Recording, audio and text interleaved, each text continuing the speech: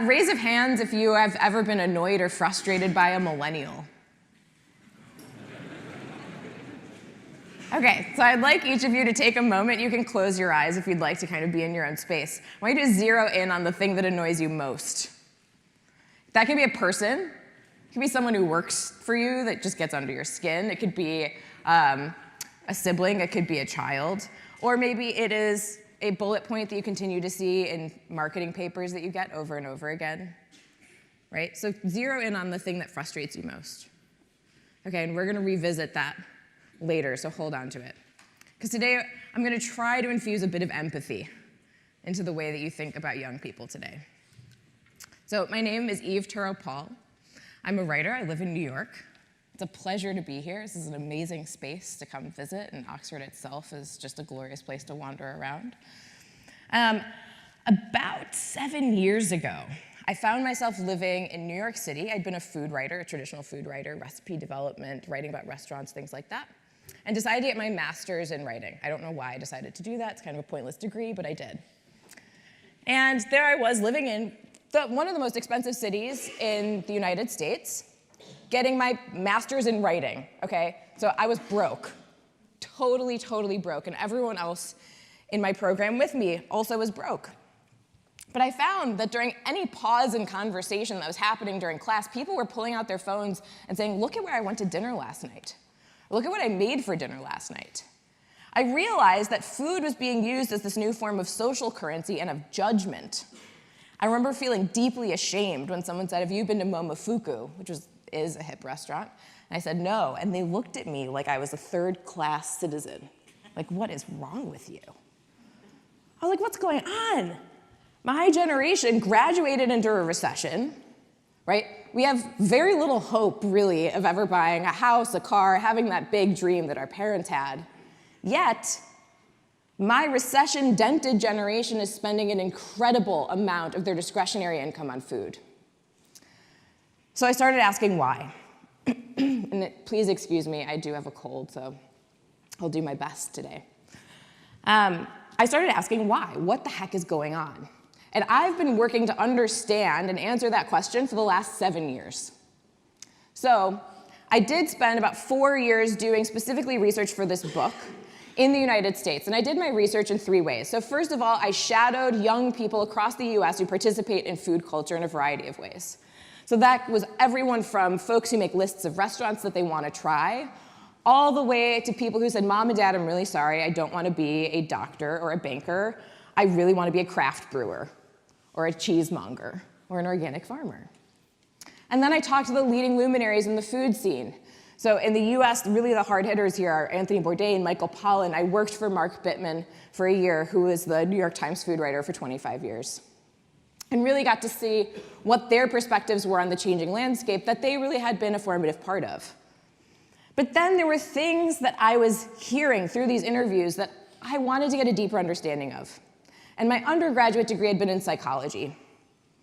And so I went back to academia and back to psychology and looked at any research I could find in psychology, anthropology, sociology that would help me gain a deeper understanding of the themes that I was able to observe through interview. So today I'm going to be presenting some of that research to you, plus what I've been working on since then. Now, why is this relevant to you? This is the cover of Successful Farming magazine about 18 months ago. Meet your new boss, right? I've heard the frustration, even in the 24 hours that I've been with you all, of, ugh, those vegans. It's like Voldemort. What are they doing to us, right? But whether you like it or not, the market is changing, and you're going to have to respond to it, or you're going to go out of business, right? So this is your new boss, and I'm here to introduce you to her, him, or if you really wanted to be really millennial Zed. Right, so who are the millennials? We're going to start really, really big. Millennials are a quarter of the global population. Right, so also you need to keep in mind when you hear anyone say the word millennial, they are massively overgeneralizing. Right, so it's a quarter of the US, it's a quarter of the UK, it's a quarter of the global population. So it's anyone born between 1980 and 1996. You're also going to hear a lot of talk soon in the coming years about Generation Z. Those are folks that were born between 1996 and 2010. Now, though I'm saying you really shouldn't overgeneralize about millennials, there actually are a few things that you can generalize about. And one of them is that millennials are food obsessed. They're spending more of their discretionary income on food than any other young generation ever has before. Oh no, my little drip coffee went away. That's okay. There is a new statistic about drip coffee, which is why I had that visual there, which is that 40% of American millennials are spending more on coffee every year than they're putting away in savings. For teenagers, they're spending more on food than on clothing. Now imagine that, even for me, like I can't imagine having to walk into junior high and not think about the latest pair of jeans or shoes, but instead be talking to my friends about the amazing paleo cookies I made last night, right? This is really what people are spending their money on. Now, I did my research in the US originally for the original book. The book came out and I immediately got phone calls from people all over the world saying, hey, this is not an American trend. This is a global trend. And since that period of time, over the last 3 years, I've spent that time traveling around the world, talking to young people, mostly in urban centers, about their own experiences. I had the great opportunity to present at Google in Seoul, Korea. And this young woman came up to me afterwards, and she was like, that was so me. How did you know that was so me? I was like, I don't know how I knew that was so you. I really don't. She then started talking to me about how all the kimchi is fake now. Talking about food fraud yesterday, it's happening everywhere. But the real question is, how is it happening everywhere? Right? There's an organic farm delivery service in Accra, in Ghana. This is happening everywhere.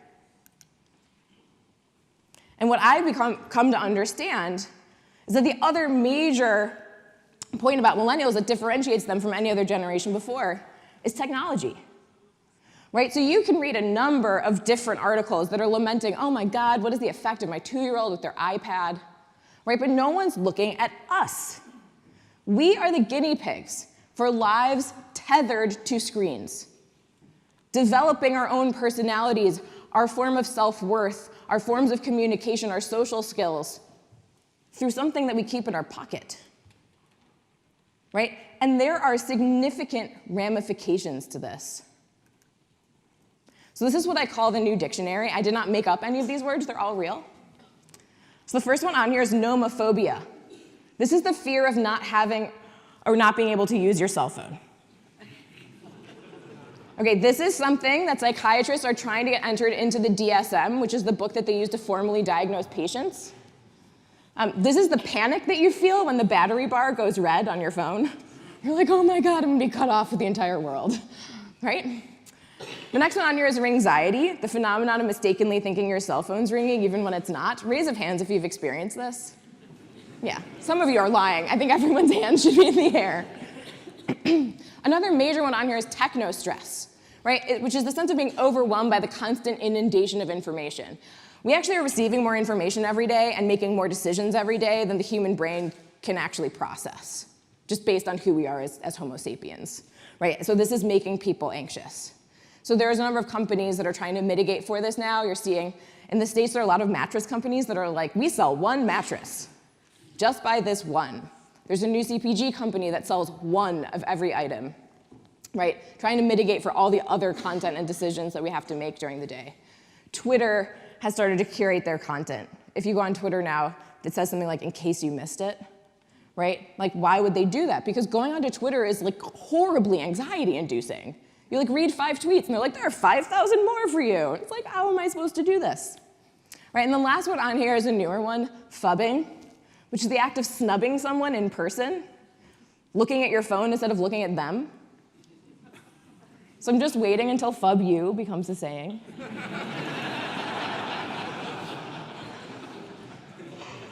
Okay, so who here knows what this pyramid is?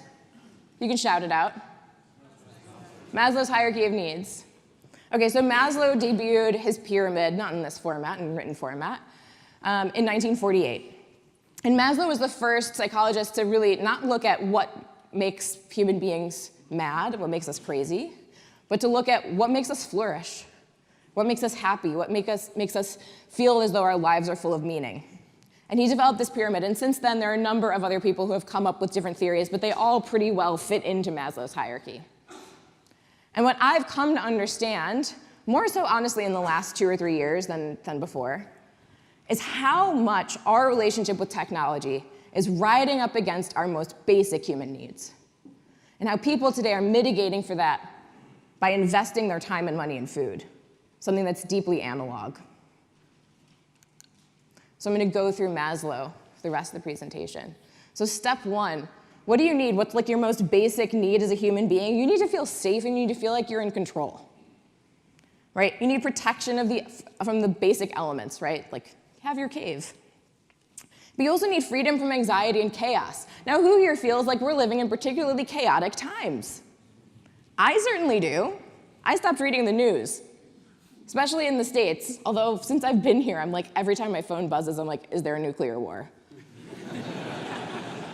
It's like, it's a joke and it's also not a joke, right? So people feel as though the world is more chaotic than it ever has been.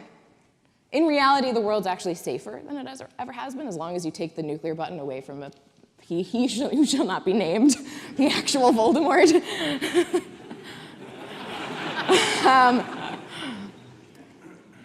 But millennials in general are fearful. So I started doing research about food culture, and then it very quickly took me to this place where I learned that my generation is the most depressed, the most anxious, the most stressed out, and the loneliest generations in modern history. There is a horrific mental health crisis going on among youth, in urban centers, all around the world, that personally I don't think anyone's paying attention to. Right? And so a lot of this has to do with tech, a lot of it doesn't. Some of it's the recession, right? Here, Brexit, right? The rates of stress went up at both points in time. Young people today are not talking about climate change, not doing a lot about climate change, but when you talk to them, I've met plenty of people who are saying, should I actually have kids? Right? It's something that bothers them, creates so much cognitive dissonance that they don't really like talking about it. What are you going to do, right? Everyone feels hopeless, but it's having an effect. Right? The other part of this is the new dangers that are brought about by the internet. Right? So I know about every bad thing that's happening around the world all the time because I can read about it in the palm of my hand. Again, something that we as human beings have never been exposed to before. We're also worried about hacking. We're worried about anonymous bullying. There are a number of different things that are happening. Now, this is also driving enormous skepticism. Especially in the US and the UK, young people today are incredibly skeptical of business, banking, politicians. There's just a general lack of trust. So in the US, I like this statistic because the lack of trust also extends to our food. 81% of US millennials believe large food brands pursue policies that make Americans less healthy. Right? And I know that we've touched upon this a little bit before, but the number one thing that kills Americans, it's not gun violence, it's not terrorism, it's what we eat. Heart disease, obesity, and diabetes. Right? Young people also are more separated from their food supply than they ever have been before. So again, I keep going back to who are we as human beings? We have an innate desire to know what it is that we're eating, right? And 98% of people in the US, I don't know what the statistic is here, but I think it's something very similar, are not working on a farm. They don't know where their food's coming from. They don't know the process. Right? All they're seeing is the health ramifications and the food scandals that are showing up in their news feeds. And that's the information that they have to go on. So I was doing these interviews, and time again, I would have young people say to me, listen, I have no idea if I'm going to be able to buy a house. In the US, I have no idea if I'm going to ever pay down my student loan debt. We owe $1 trillion in student loan debt in the States. I don't know if my city is going to be underwater in 50 years. I really don't have control over anything. Oh, and I also don't really know how the internet works. I'm reliant on it, like it's an appendage, but I have no idea how it works. And time and again, what I was hearing from people is, I don't have control over anything, but I should have control over what I put into my body. I want to make that decision for myself 3 times a day. Right? And you're seeing that reflected in the marketplace. So people are calling for simple ingredients, right? This is the Pollan mantra, which is only eat things that your grandmother would recognize, right? Eat from the outsides of the grocery store. You don't trust them? Fine, make your own decision, only choose things that you recognize. People don't want GMOs. This is not because they understand what a GMO is. They don't. Right? There was an amazing study in the US the FDA put out while they were kind of testing what the public sentiment was. They said, do you want DNA in your food? 70% of respondents said no.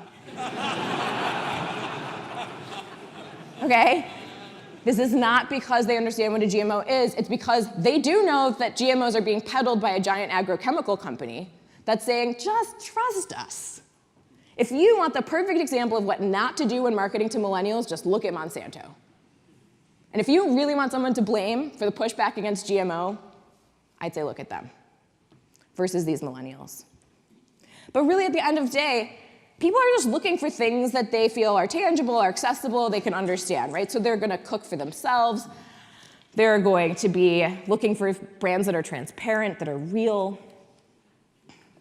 But sometimes that desire for control gets a little bit out of hand, which is a lot of what you're seeing today as well. So during my research for my first book, I interviewed this young woman who had left her job in corporate America to become a cheesemonger. And she tastes 80 cheeses a week now for this very fancy cheese shop in New York. And I thought we were going to be talking about that. And instead, she very quickly just said, I've suffered almost my whole life from an eating disorder. She said, my whole childhood, I was anorexic. Really didn't eat through middle school, junior high, most of high school. I said to her, I was like, well, how does that work? How'd you get over it? And she said, I didn't. She said, but that same sense of control I once felt by not eating, I now get from just eating organic and just local. And I had this moment of whoa, that's not what I was expecting. And so I went back to academia. I said, has anybody studied this? And sure enough, there are a number of studies that show eating disorder-like behavior among the vegan community, gluten-free community, and locavore communities, right? Now, you're seeing a huge upsurge in people who are having diets that are called restrictive diets. There is an extreme version of this that's called orthorexia, which is people who are so afraid of their food that they don't eat. It's not that they want to be in control so much as they're afraid of the food system. And in the UK is leading the way in terms of veganism, so I can understand why this is getting under your skin. Right? A 350% increase. And half of all vegans are millennials. The other thing to pay attention to is 28% of meat-eating Brits have reduced or limited their meat consumption. This says in the last 6 months. That report was 6 months ago, so I'd say in the last year. But dairy-free is also growing. Gluten-free is also growing. This graph is from Mintel. The dark blue is the percentage of all people who are going gluten-free, and then kind of the purple one is millennials. So again, you can see how much this generation is driving these trends. But ultimately, what people are looking for is to satisfy that basic human need of feeling like you're in control, you're safe. Young people today are calling for transparency and simplicity. They want to break things down. Now, the other trend that you probably don't know about is that a lot of vegans are becoming butchers. There's a lot of interest among young people in learning how to break down meat. So this picture here, this is from a place that's in Berlin, which is open. They're doing extremely well. But you can go to the butcher and you watch them make the sausage. You watch them break down the cow. When I go to my Whole Foods now in Brooklyn, they have the entire carcass hanging. Right, so you can ask questions, you can get lessons. And this is not because I'm gonna bring home an entire calf to my Brooklyn apartment and be like, honey, dinner. No, but this is a generation that grew up going to the grocery store, seeing a slab of meat wrapped in saran wrap, and they're finally like, what am I eating? Where did this come from? What was that eating? How did this get here? Again, it's about control. So moving up the ladder. The next important thing, once you feel safe, is to feel loved, like you belong. The desire for friendship, intimacy, trust. You want to feel like you're a part of a group. Now, in a day and age where there's less face-to-face conversation, more online bullying, you're more likely to live away from your family and friends. Oh, and you're less likely to be going to your religious institutions. People are not really feeling terribly loved, or really feeling like they belong. Now, one of the most common things that you hear about millennials is that we're narcissistic, right? People are like, you're terrible people. You're selfish, you're self-absorbed, and they're not wrong. So statistically, millennials are the most narcissistic generation on record. But that's for good reason. This generation doesn't just have to worry about who we present ourselves as in person. We also need to worry about who we are with our multiple online avatars at all times. So you need to be a different person on LinkedIn to get a job than you do on OkCupid to get a date, than you do on Instagram to show your friends how amazing your life is, even though it's probably in shambles. Right? And now, as food becomes imbued with these other labels, fair trade, organic, sustainable, whatever you want it to be, GMO-free, people are using food as an example of who they are. Right? So say you go to Whole Foods, you get yourself some organic kale and everything you need to make a vegan cashew Caesar dressing. Good for you. You probably spent $15, $20 on that. Whatever. Hope you enjoyed it. But the minute that you take a picture of that salad and post it online, that's not a meal anymore, that's a brand statement. Right? There's almost 200 million photos hashtagged food on Instagram.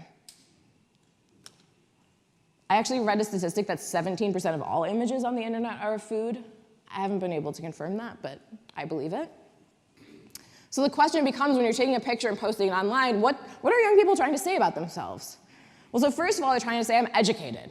I know how to make a good food choice. I know where my food comes from. They're trying to say I'm environmentally conscious. Like, guys, look at my carrot top pesto. Hashtag no food waste. Look at how altruistic I am. Trying to say I'm sophisticated. I'm totally happy to be eating kimchi, right, and other funky flavors. I'm well-traveled. On that trip to Korea, I went to a food market, and there was a woman there who was cutting up live baby octopuses, or octopi. I don't know what that would be. So she cuts up the tentacles, and they're still wiggling. She puts some sesame oil on it, a little bit of chili, and hands it to me. I mean, it is still like gripping its tentacles around the chopstick. And I ate it. Now, did I take a video of that and post it on Instagram? Of course I did. Of course I did. I need to show people how adventurous I am, how sophisticated I am. It became a part of my brand. And one of the key things that everyone in this room needs to understand is that what you eat today, it's not about your diet anymore. I mean, it is if people want to live, right? They want to live healthy lives. But it's also about who you are. It's about what you care about. It's about how other people see you. It's the new religion. Right? And people are finding their religious tribes through food. They're making an excuse to find ways to connect in person. So London has the most underground secret dinner clubs of any city in the world. Something like 100 secret dinner clubs you can go to. Some of them have different themes, right? Some are Indian food, some are paleo, whatever it's going to be. There's also a resurgent interest in celebrity chefs. I shouldn't say resurgent, I don't think it was ever there before. There's a new interest in celebrity chefs. Right, in New York, you can go to the bookstore, there's an entire section in the bookstore that's chef memoirs. Like, if you had told anyone in publishing 10 years ago that chef memoir was gonna be a book category, they would have laughed in your face. Right, the chef was the person who was in the back of the house that like hid away. But now people don't wanna just go out to eat, they want the story, they want to feel a connection. They don't get that in their day-to-day lives anymore. Right? So they want to go to a Jamie Oliver restaurant and they're going to say, oh, I follow Jamie every single day on Snapchat and on Instagram. I know all of his kids' names. I know what inspired this dish. I know where he sourced his vegetables from. I'm a part of Jamie's tribe. Right? People are looking for community and finding it through food. This is one of my favorite quotes from an article in the Times. But the author here is making the point that 10 years ago, no one was like, hey, I'm Suzanne, I'm an Atkins dieter. Hey, I'm Joe, I'm a Weight Watcher. Today, it's pretty common to talk to someone and they're like, hey, I'm Suzanne, I'm a vegan from Ohio. Hey, I'm Joe, I'm a paleo rock climber from Ojai. Right? People are including in their description of themselves what they do not eat. right? So we just talked about a little bit how this is about control. Well, there's another element to why you're seeing all of these restrictive eating diets.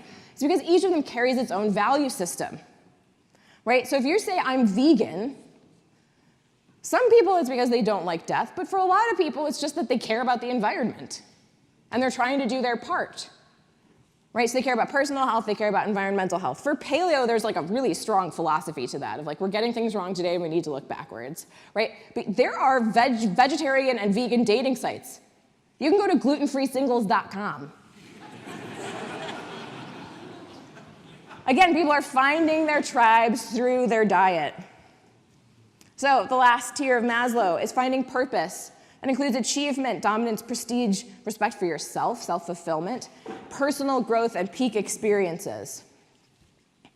A lot of young people today are looking up and being like, hey, what'd you do today, honey? And they're like, I sent email. I made a PowerPoint. Okay, this is not fulfilling. Not fulfilling in any way, shape, or form. Right? So people are finding other outlets to find meaning in their lives, and one of them is through food experiences. Young people today are far more likely to pay for an experience than they are to pay for a thing. Food is also pro-social. So say you feel pretty darn helpless about all these problems that you're reading about in your newsfeed every day, and then you see a package on the shelf that says, for every $1 that you spend, we're giving $1 to UNICEF, or we are going to be implementing a water system in this town. Track what you've given and see the impact, right? A lot of brands today are saying, this is just basic. You have to have a social mission in order to get your brand to stand out from the others. And then on the most basic level, people are finding purpose by reconnecting with their bodies. They're reminding themselves that they're human. So we're often thought of as an overstimulated generation, and it turns out we're actually drastically understimulated. Most of the time we're sitting, we're looking at our screens, and we're using our eyes and our fingertips, right? But that's not what makes human life joyful, right? What you're starting to see is that people are saying, well, okay, going to the grocery store makes me anxious. I don't have the time to do it because I'm carrying my boss home in my pocket with me, but I still want to cook. I want to hear the chop of the onion. I want to feel that. I want to hear it sizzle in the pan. I want to smell as it goes from sharp to sweet, because that is what makes us human. Right? So there's a rising interest in all things tactile. A lot of people are doing woodworking, they're pickling, they're brewing, they're knitting. Lots of different things that are about sensory stimulation. I don't know, are sensory deprivation tanks a thing here? Yeah? They're huge in the States. It's amazing. But you basically go in and it's like reminding people that they're a human being with a heart. It's like, wow, you have to like pay someone $25 for a half hour to do that. Right? But you're seeing a return to the most basic forms of what human beings find meaningful. In the US, 1 in 3 US households are now growing their own food. My husband and I, we grow our vegetables in our backyard in Brooklyn. Doesn't give us everything that we need, but I find it incredibly rewarding after a day sitting in front of the computer to go outside and literally stick my hands in the dirt. Right? Millennials are also, this is really interesting, in the US, they're the fastest growing segment for food gardening. So if you look at edible seed sales, they're the ones that are driving that trend. That's particularly interesting when you think about the fact that they don't own houses.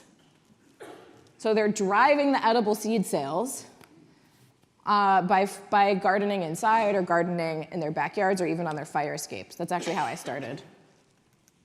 People want to say, I know that my food is real. I know what it is.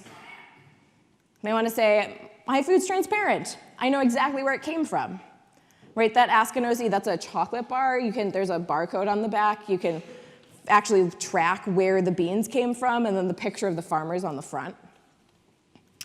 They're saying this is green. I'm not doing any more bad to the world. Right, this bar saves lives, is out of Australia. Again, you can track the impact of the box of granola bars that you bought. Toast, is anyone here a toast ale? Yeah, okay, buy more toast ale. Apparently the British are obsessed with sandwiches. This is not something I knew. But they waste the ends of the bread that they make for the sandwiches. And that waste is now being used to brew beer. People also want to feel special and unique, so they want heirloom grains, or they want some really funky, fun branding, right? A good story to go along with it. So really quickly, what does the future look like? Local, right? This is going to be both good and bad news for folks in this audience. Because there is a resurging interest in heirloom seeds, in regional cuisine, and I mean like sub-regional from what we have it right now.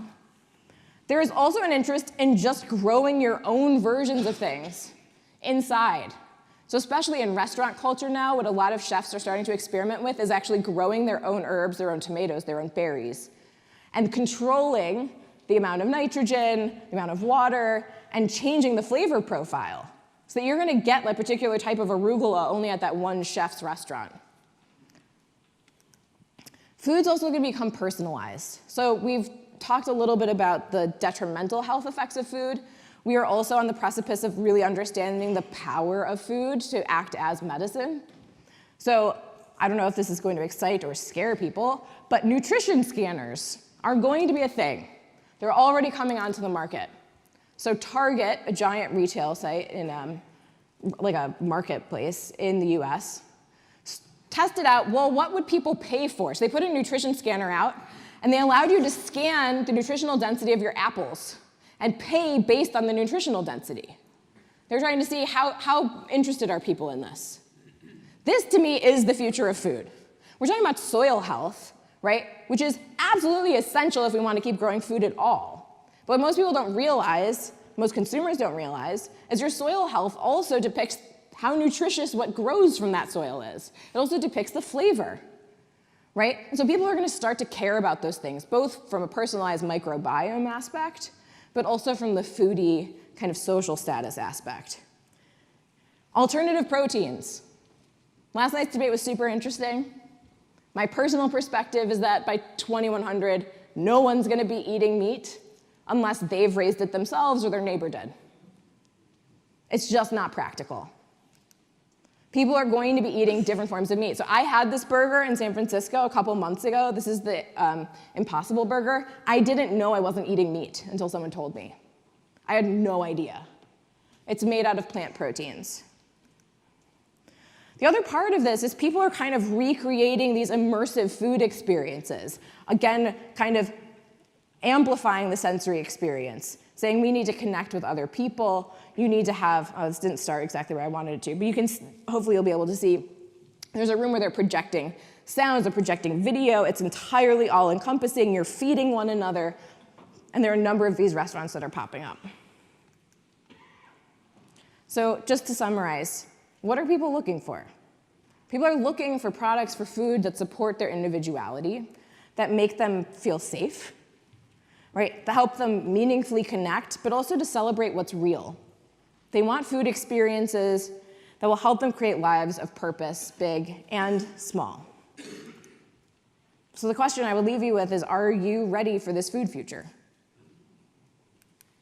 Thank you very much for being a great audience.